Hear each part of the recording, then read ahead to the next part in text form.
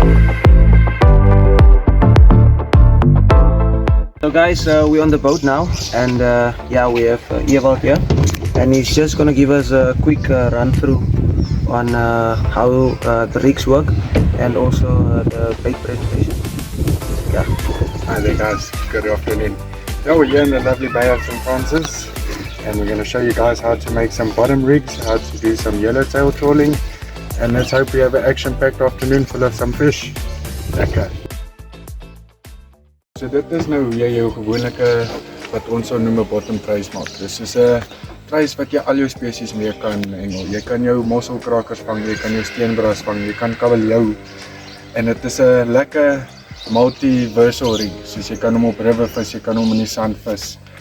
En hy is lekker eenvoudig. Al wat jy nodig het is jy te sinker. Jy kan enige iets van 2 onse op tot 8 onse gaan. Dan ons is geneig om 'n volhou mustard kendelhoek te gebruik. Hy hakkie vis lekker maklik.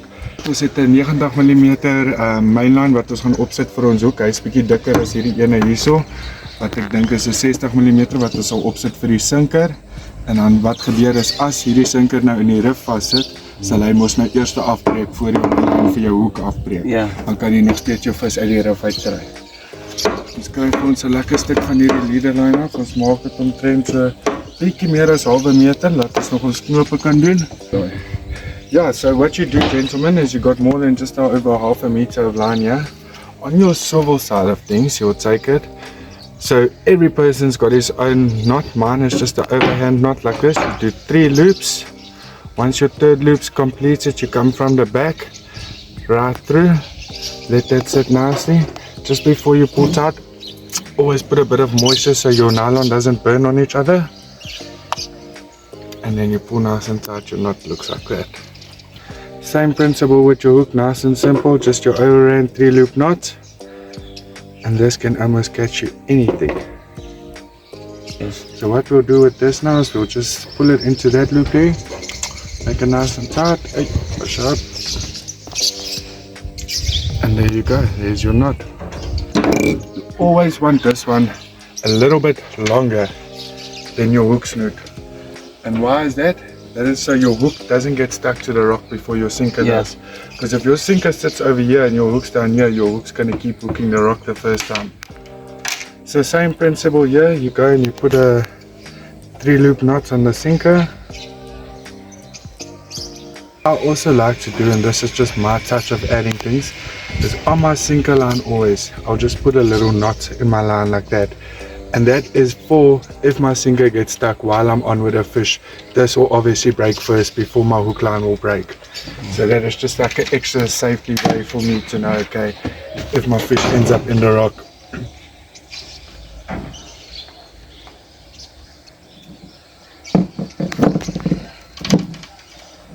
Okay, and that's what your trace will look like. I'll cut those tag ends nice and clean for us. So you'll put your bait on this hook here. And that's how she'll sit in the water and your bait will just float in the current like that. We put it here on the mud for you, you can see. Nice little bit of presentable. So that's how simple it is. And as you can see here too on our rigs, your main line just joins to the swivel over there. That's your hook line and there's your sinker line down there. Nice and simple. Okay, nou hier gaan ons nou, ons het nou 'n paar opsies hierso, want ons het nou lieflike hele vasstokke hierso van St. Francis by. Lovely caught here in South African waters. But we are fortunate enough to have it here in St. Francis in our hometown where we can use it for bait. So that alone there is a lovely little bait on its own, but what we like to do here is you'll split that thread in half, just open like that. So this little piece there will look like a nice little octopus leg in the water dangling. It's a nice simple bait presentation. You go through the one hook there and you just round and about and you repeat that process till your bait's nice and threaded on your hook. Last little leg there.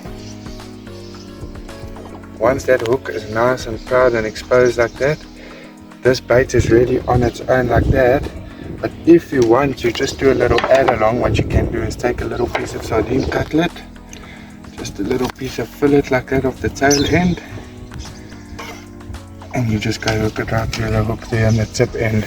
And what that does is just creates a little bit more flesh and flavor in the water. And I promise you now, with that little bait there, we'll have a fish in no time. Yeah. Other way to what we do is what we do with the calamari.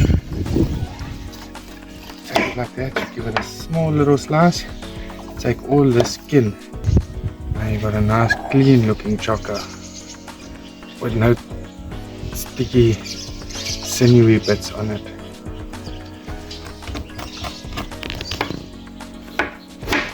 We just cut little calamari tubes like this, and what we'll do with this is we'll split one side open like that, and the same principle, this end little piece over here, we'll give it a nice little split down the middle there, another little one, and then we'll take our hook over here, this side that we didn't split.